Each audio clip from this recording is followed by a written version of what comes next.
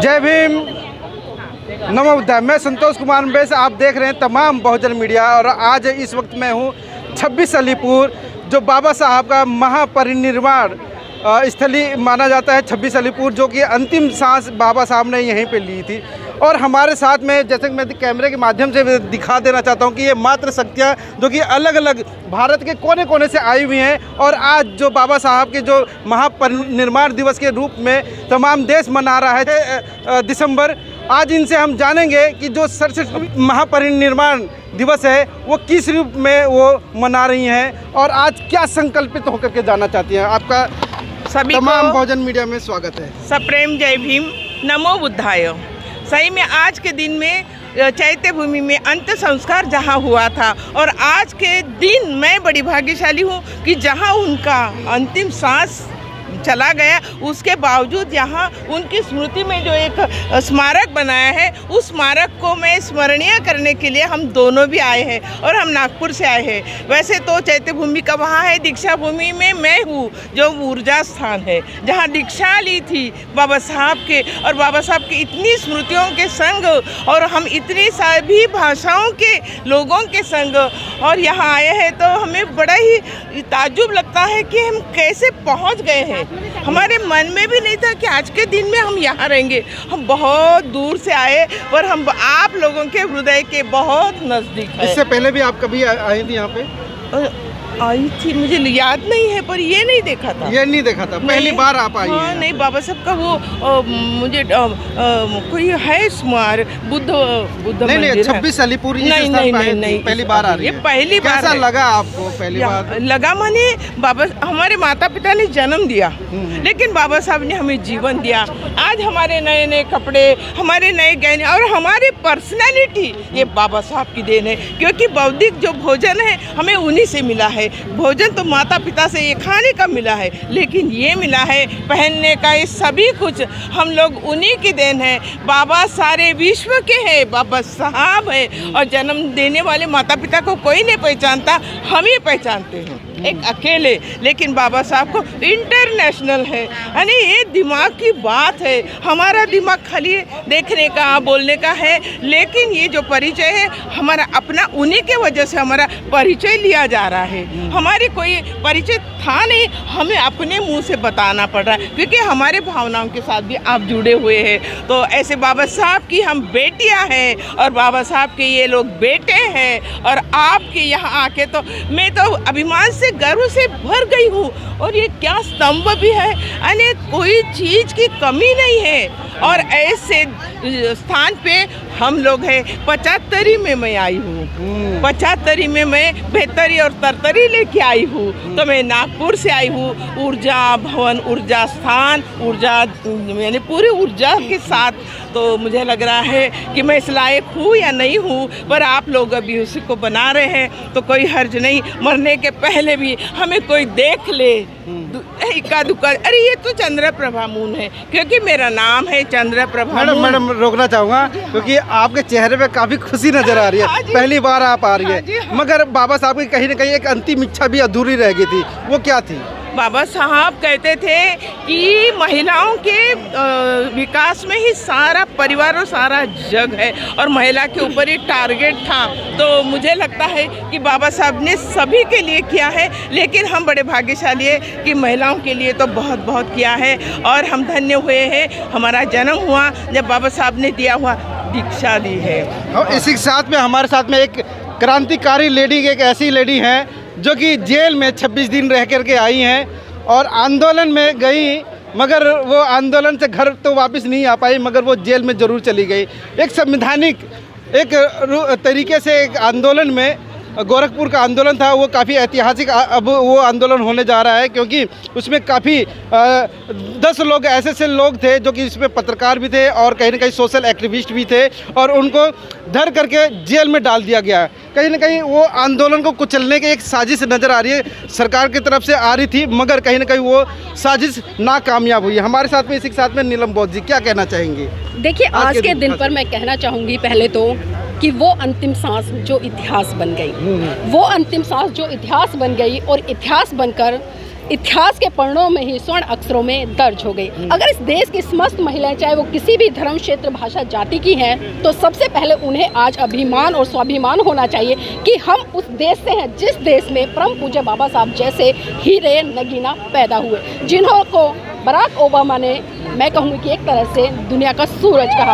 और सूरज ही नहीं कहा, अगर मैं कोलंबिया यूनिवर्सिटी की बात करूँ तो 100 साल का जिस तरह से इतिहास निकाला गया, 100 साल के इतिहास में जो 100 बुद्धिजीवी वहाँ से निकाले गए, तो पहले नंबर पर परम पूज्य बाबा साहब का नाम आया। और इतना ही नहीं, परम पूज्य बाबा साहब को विश्व में 5 बुद्धिजीवियों में जो संज्ञा दी जाती है, वास्तव में कहीं ना कहीं इस देश के लिए जो गौरव का विषय है और खासकर इस देश की समस्त महिलाओं के लिए जो एक स्वाभिमान का विषय है, तो आज समस्त देश की महिलाओं को बाबा साहब के प्रति कृतज्ञता व्यक्त करनी चाहिए। क्योंकि अगर बाबा साहब भारत में पैदा नहीं होते तो भारत में जो मनुवादी व्यवस्था चल रही थी, जिस मनुवादी व्यवस्था के तहत महिलाओं को पुरुषों की जूती के बराबर समझा जाता था, पुरुषों की जूती की नोक पर रखकर उनका अत्याचार शोषण किया जाता था, जिस तरह से महिलाओं को कहीं ना कहीं पुरुषों के अधीन जीवन यापन करने के लिए विवश किया जाता था कि शादी से पहले अपने पिता के अधीन रहे, शादी के बाद अपने पति के अधीन रहे, और जब उसका पति मर जाए तो अपने पुत्र के अधीन रहे।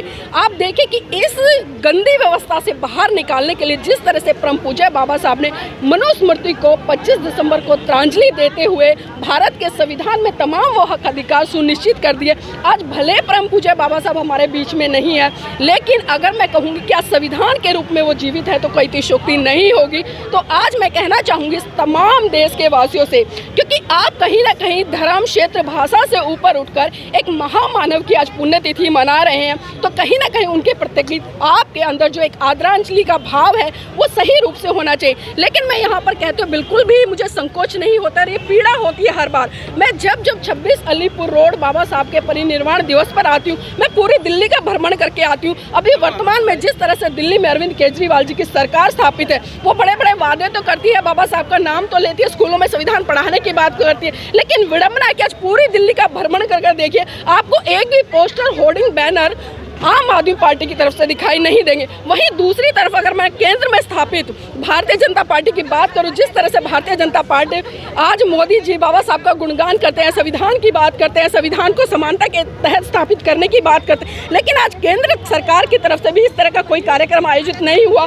और पूरी दिल्ली का भारत का आंकड़ा उठाकर देखिए, आज भारतीय जनता पार्टी ने कितने कार्यक्रम आयोजित किए। केजरीवाल सुन लेंगे, देखिए सुनने दे, फिर जाओगे 26 दिन के लिए जेल। देखिए मैं पढ़ा लिखा व्यक्ति उसको मानती हूँ जो सही को सही और गलत को गलत कहने की हिम्मत रखता है, चाहे फिर उसमें कोई भी व्यक्ति हो। अगर आज मैं कह रही हूँ तो मैं सबूत के आधार पर कह रही हूँ। मैं पूरी दिल्ली का भ्रमण करके आई हूँ, मैंने आम आदमी पार्टी की तरफ से कोई होर्डिंग पोस्टर बैनर नहीं देखा, मैंने भारतीय जनता पार्टी की तरफ से कोई होर्डिंग पोस्टिंग बैनर नहीं देखा, मैंने कांग्रेस की तरफ से कोई नहीं देखा। इसलिए मैं कह रही हूँ मैंने कुछ होर्डिंग पोस्टर बैनर देखे जो कि बहुजन समाज पार्टी ने तो लगाए हुए हैं, उनके पोस्टर भी दिखाई दिए, बैनर भी दिखाई दी, लेकिन विडंबना है कि जिस बाबा साहब का नाम लेकर जो राजनीतिक पार्टी अपनी राजनीतिक चमकाती है, तो मैं कहूंगी कि राजनीति चमकाना बंद करें। अगर सही रूप में आप बाबा साहब को आदरांजलि देना चाहते हैं तो उनके द्वारा स्थापित किए उन सिद्धांतों को मनोसात करके आगे बढ़ाने का काम करें, जिस सिद्धांतों की बात परम पूज्य बाबा साहब ने की थी। और हम अक्सर कहते हैं कि बाबा साहब की अंतिम इच्छा बौद्ध धर्म की ले लो दीक्षा, लेकिन आज विडंबना है कि लोग बाबा साहब की जय जयकार तो कर रहे हैं, उनका गुणगान तो कर रहे हैं, और जिस तरह से 14 अप्रैल आता है वहाँ पर हम बड़े धूम धड़ाके के साथ में झूम के 14 अप्रैल जयंती सेलिब्रेट कर लेते हैं। इसी तरह से जब 6 दिसंबर आता है तो 6 दिसंबर पर कहीं ना कहीं हम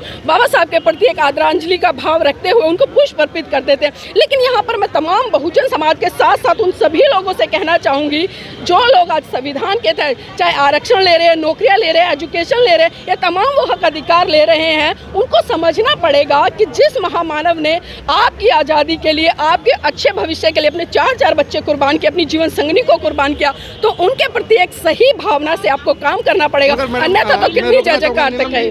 काफी लंबा एक सवाल और है कि आपने बोला कि बाबा साहब की अंतिम इच्छा बौद्ध धर्म की ले लो दीक्षा, मगर कहीं ना कहीं एक सवाल ये भी उठता है कि बाबा साहब के साथ में जितने भी हजारों लोग धर्म दीक्षा लिए थे, मगर वो लोग कहाँ हैं जो आप अब चौथे मतलब की पीढ़ी हो आप? चौथी पीढ़ी हो। और संतोष जी, पीड़ा इसी बात की है। मैं यहाँ पर एक उदाहरण देकर समझाना चाहूंगी। जब कार्ल मार्क्स की मृत्यु हुई तो उसकी मृत्यु पर सिर्फ 14 अनुयायी रोने वाले थे, लेकिन जिस दिन परम पूज्य बाबा साहब की मृत्यु हुई यानी कि 6 दिसंबर सन 1956 को, तो लाखों अनुयायी उनकी जो शव यात्रा निकल रही थी उसमें शामिल थे। और जिस तरह से 14 अक्टूबर सन 1956 को परम पूज्य बाबा साहब के साथ में लोगों ने कम से कम 8-10 लाख लोगों ने बौद्ध धर्म की दीक्षा ली थी, लेकिन विडंबना है कि वो 8-10 लाख कहाँ गए। लेकिन वहीं दूसरी तरफ अगर हम कार्ल मार्क्स के उन 10 अनुयायियों को उठाकर देखें तो उन 10 अनुयायियों ने कई आप देशों में जाइए, वहाँ पर कार्ल मार्क्स की आइडियोलॉजी पर आज पार्टियां बनी हुई है, विचारधारा चल रही है और अच्छे से उसको प्रसारित करनी है। तो इसीलिए मेरा वही सवाल रहता, पीड़ा रहती है कि आज हम अम्बेडकरवादी तो बन गए,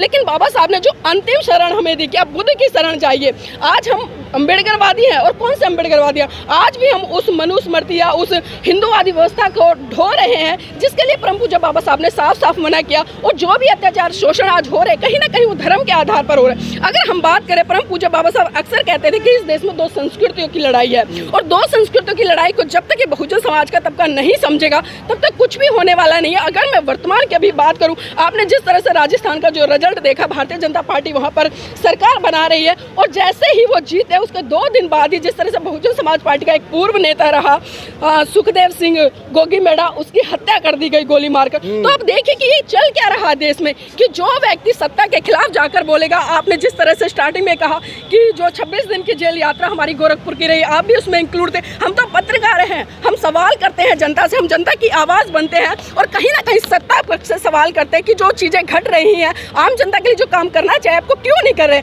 जब ये सवाल करने के बावजूद हमें जेल की सलाखों के पीछे डाल दिया जाता है तो आप सोच सकते हैं कि एक आम आदमी है जिसको कोई नॉलेज नहीं, जो संवैधानिक हक अधिकार नहीं जानता, तो उसके साथ क्या होगा।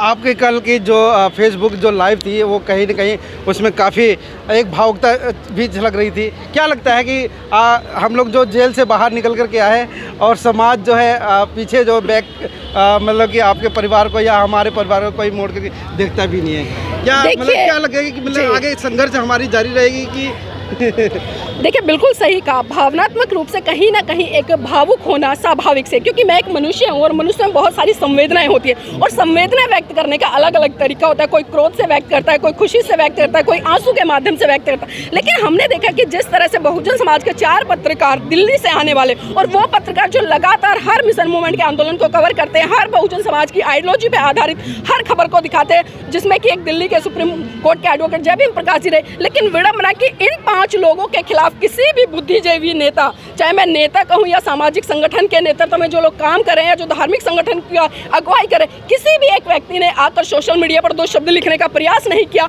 मैं कहती हूँ अगर ये लोग ट्रेंड चलाते तो मैं कहती हूँ योगी आदित्यनाथ की क्या औकात थी कि जो हमें 26 दिन तक सलाखों के बीच में डाल पाते।